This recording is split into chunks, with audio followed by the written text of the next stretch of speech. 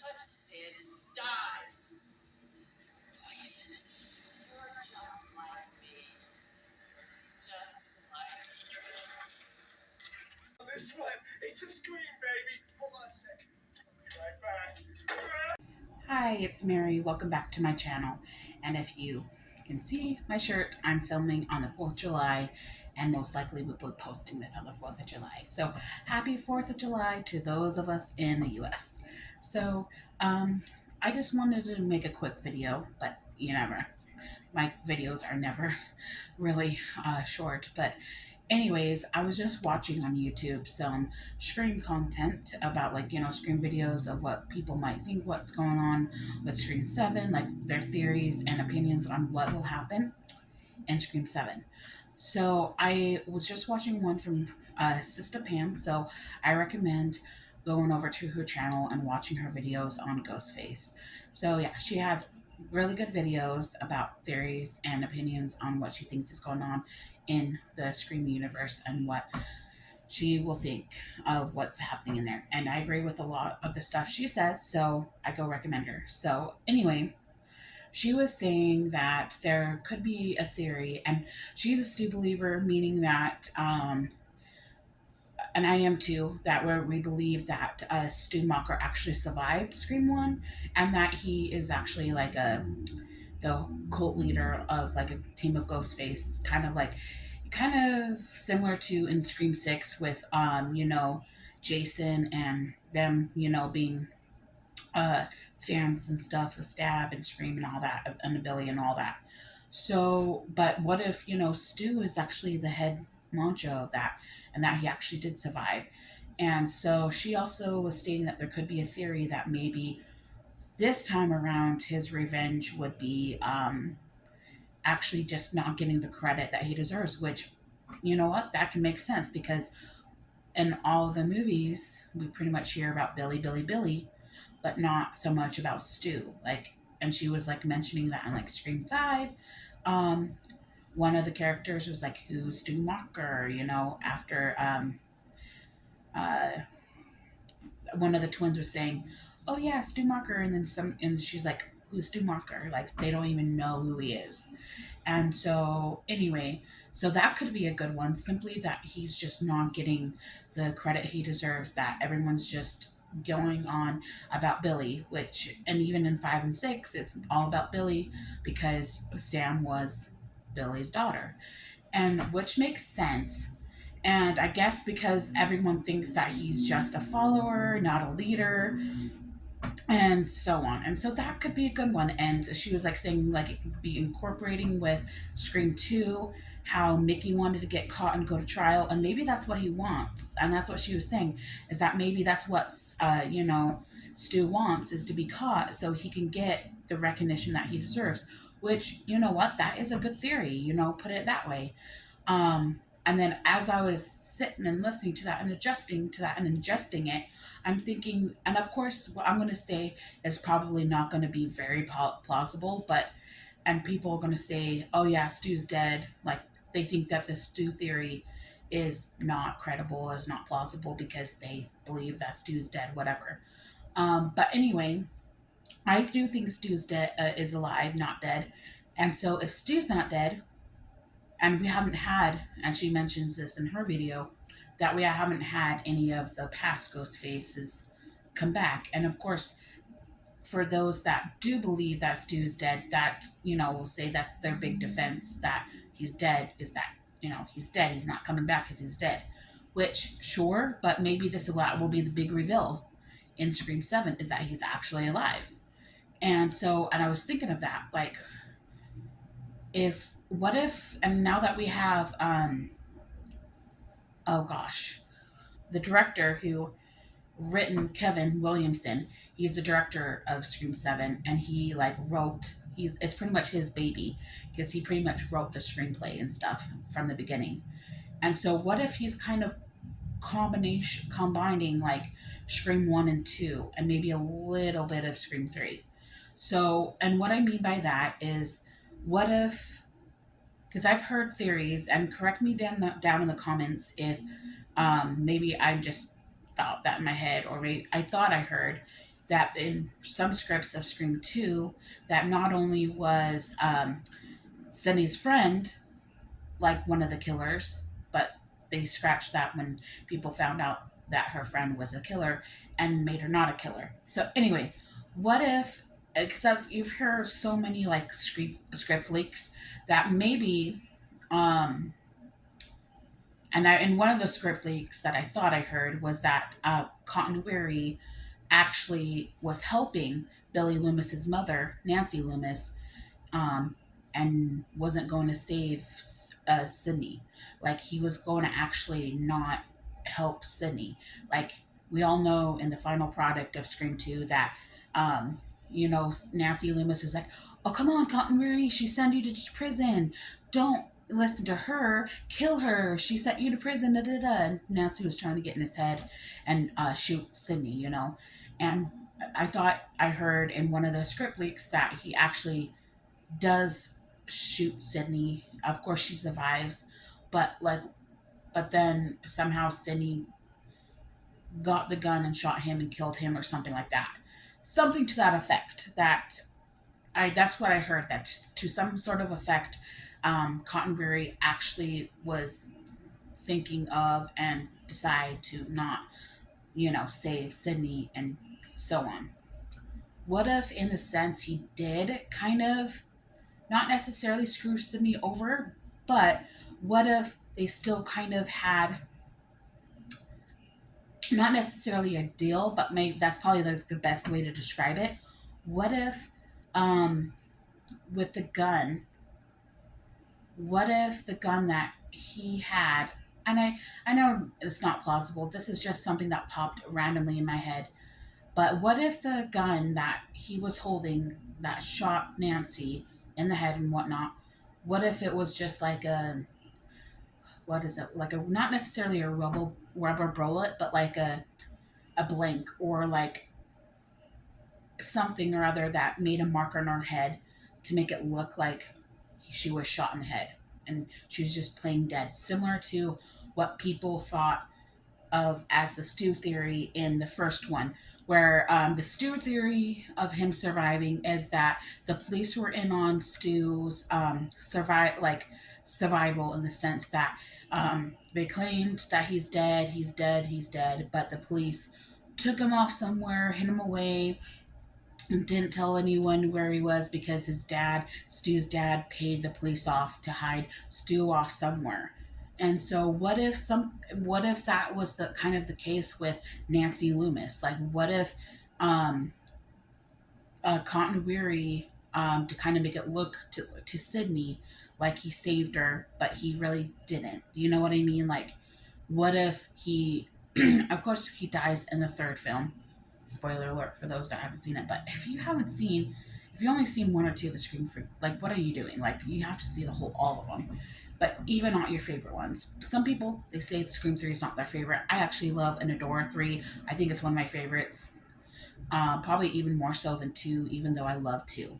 But anyway, um, what if there was like a bullet in there that was like a rubber bullet or like a fake bullet or something to where it just made a marker in her head and then she like paid the police to say she's dead, put another body in there, or just put like a mannequin in the body bag and say she's dead, and so on. And what if she, in turn, is hidden away by maybe it's the same police that helped Stu, the same police that helped Stu hide away? What if they hid her away at the same place that Stu was? And maybe her and Stu were kind of getting together and kind of just doing what they needed to do because they just wanted to get revenge for Billy and things like that. And since Billy and Stu were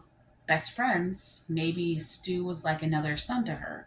So maybe she wanted to do that so she could be with Stu because then Stu was kind of like another son to her. You know what I mean? But then again, people will be like, well, if that's true, then because there's that theory of him coming back because he's not getting the the recognition he thinks he can do? What if it's Nancy Loomis is helping Stu because it not only will help Stu get some recognition, but it also will bring notice to Billy still. Like, she probably still wants to have some kind of recognition still, even for Billy. Like, even though Stu is doing it for recognition for himself, what if, Nancy is just helping Stu to get the recognition he deserves just so she can get even more recognition or revenge for, or still get revenge for her son, maybe he wants the recognition and she still wants the revenge. So it could be just all together, like she can get the revenge she's looking for, he can get the recognition he's looking for, and he is like another son to her. And so maybe they're just helping each other out. And I know that that theory or thought is really probably dumb and like not feasible or not plausible at all. Like, it's more believable and more plausible of Stu being alive than it is having, Nancy Loomis be alive as well as Stu and have them work together. But you know what? Anything's possible. If they're going to bring any of them back, and they're going to bring Stu back or whatever, then, and they brought Billy back in some way. Sure, it was hallucinations and visions and stuff, but they brought him back in a sense. So why not, And I have said in multiple videos in my past videos that I do believe that Angelina from the third film didn't really die, because all you see is and hear is her scream, and then Courtney Cox's character and Parker Posey's character look down from the top and see her dead body being dragged off, supposedly by Roman. So you don't actually see her getting killed, and we already knew from that third movie that there was already a fake death. And again, we had another fake death in Scream 6.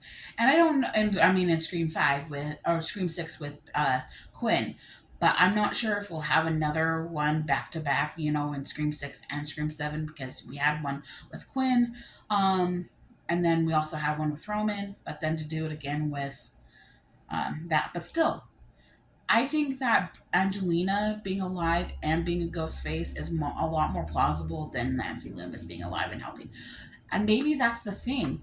And that's what I've said in the past, that maybe Angelina was, in on it the whole time, and that's probably why Roman didn't have much of a issue, not issue, but like a problem, is that maybe Angelina was in a relationship with Roman, not just romantically, but like they had like this deep seated bond that maybe she will do anything for him, and therefore will let his legend go on, to get him the recognition he deserves, as well as her own.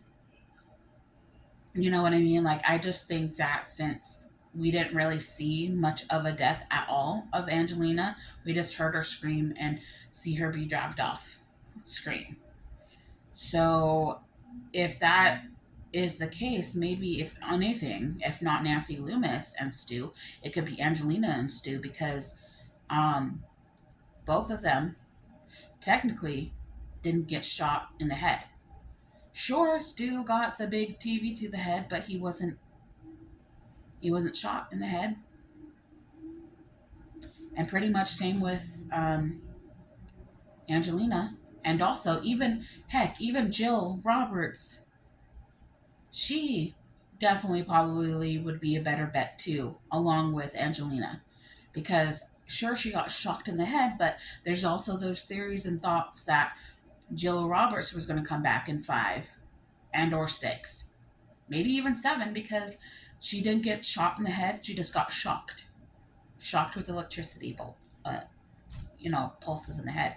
So any of those 3 possibilities, of course, Mrs. Nancy Loomis is probably the least um, out of them all. But that doesn't mean that it couldn't happen. And better yet, maybe if not Mrs. Loomis, what about Stu's dad? Do we know much? I can't remember. I've watched the second movie so many times. I just can't remember. Was Mrs. Loomis divorced by, or no? Yeah, no, they were married. Yeah, because what about the dad? What about Billy's dad? Even like what happened to him? Like he could come and help Stu because they were, Stu and Billy were friends. And again, just like I said, Nancy Loomis probably thought of Stu as a second son since Stu was over there all the time. What if Mr. Loomis thought of him as a son too, thought of Stu as a son? And we'll do that because if he can't have Billy anymore, maybe he can have Stu and have Stu get the recognition he deserves as well as getting revenge, not only for his wife, but also for his child.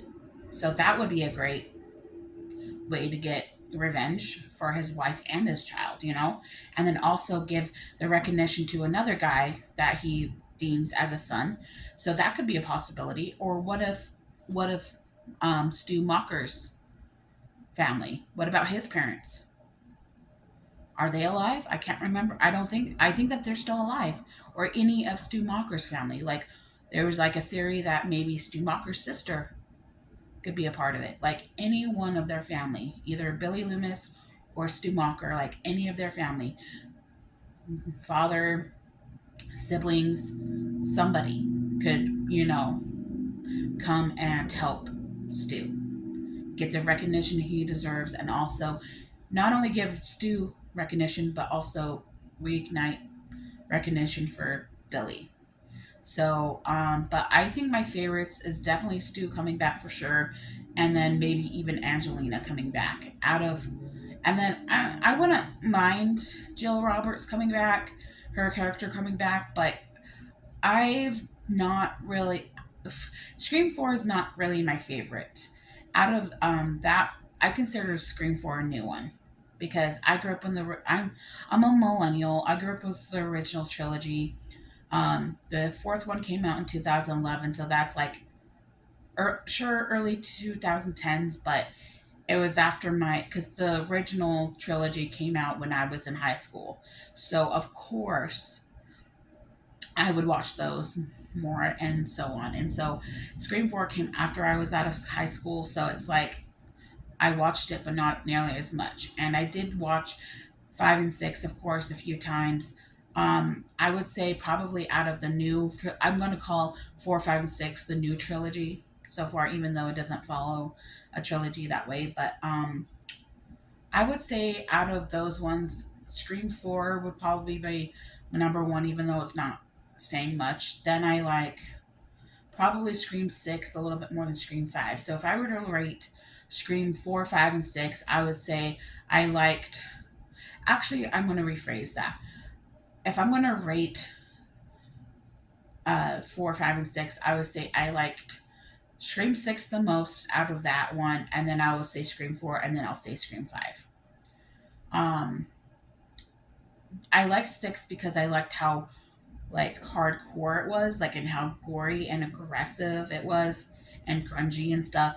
And then I liked 4 after that, just because even though people do complain about the filming of it, like the grungy, like the I don't know grunge of the film and stuff, like how it was like glazed over.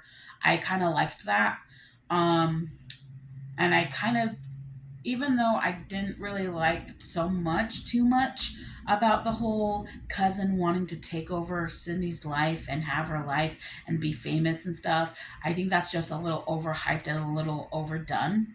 Like everyone wants to be famous, everyone wants this and that and everything else. So I didn't like that plot point of it, but I still liked the movie because I think it still, at the end of the day, was a Scream movie. Then I like Scream 5. I do like the whole screamness of it as well, but I guess in a way it's similar to Scream 4 in the sense that people are just trying to be famous, just be famous. They're trying to copy everything else. Like they're trying to copy this and try to copy that. So I think that's probably why I didn't like Scream 5 is because, with Sam's boyfriend and Mickey, not Mickey, Max, or whatever her name is in that movie, they're just trying too hard to be like them, like Billy and Stu. You know what I mean? Like they're trying to be them. You know what I mean? I didn't really like that too much. But anyway, but that doesn't mean that it wasn't a bad movie. And I did like the grittiness that it did bring. Like I loved the opening scene, even though people didn't like it. Some people probably didn't really like Scream 5 opening that well. I liked that it was pretty similar in tone to the original and trying to be like the original with Jenna Ortega's character, talking on the landline and what's your favorite scare, that kind of thing. I like that.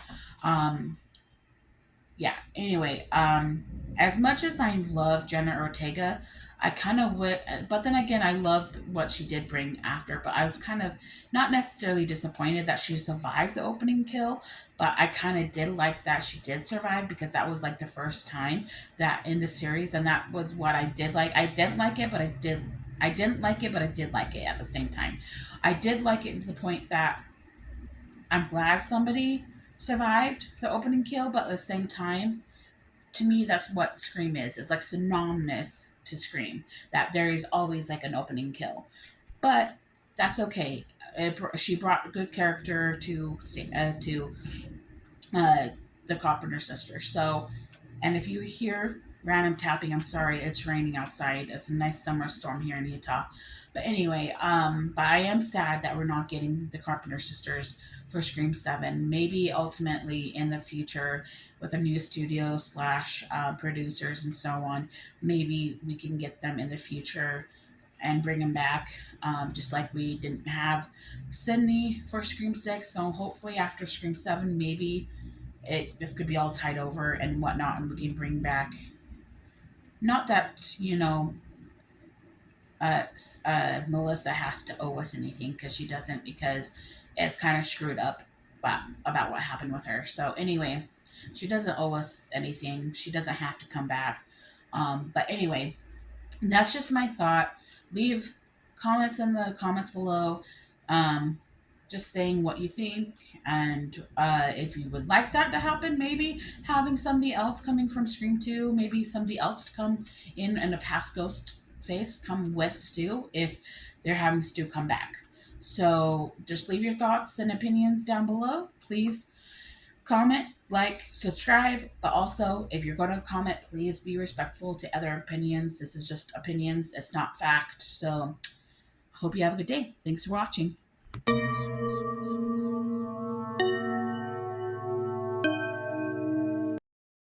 How's it hanging, Phil?